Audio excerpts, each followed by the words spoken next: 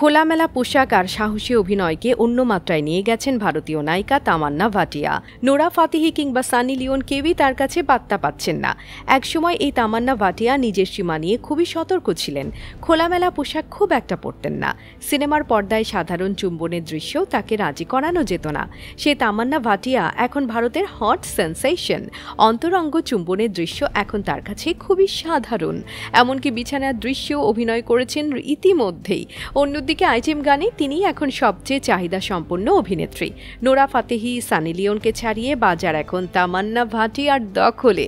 Item গানে তার উপস্থিতি মানেই সিনেমা সুপারহিট।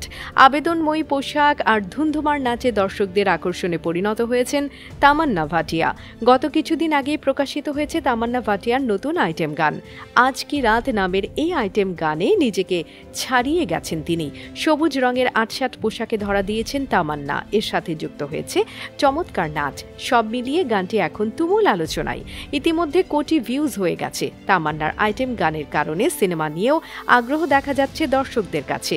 আগামী 15 আগস্ট মুক্তি পাবে স্ত্রী 2 সিনেমা।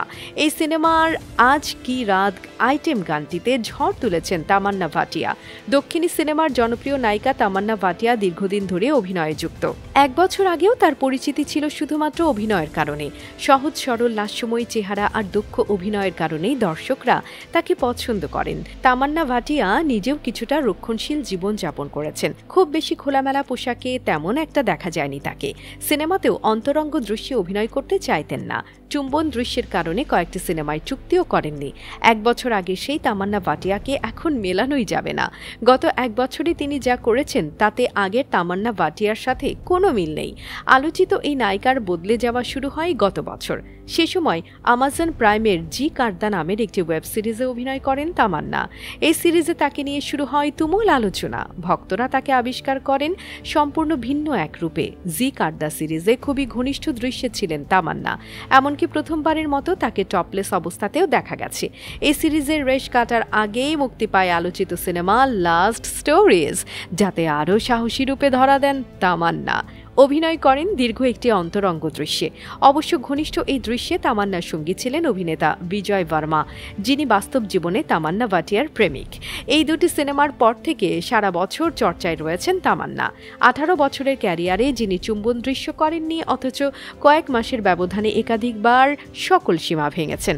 এর কারণ হিসেবে তামান্না ভাটিয়া মিডিয়ার কাছে অন্য কথা বলেছেন।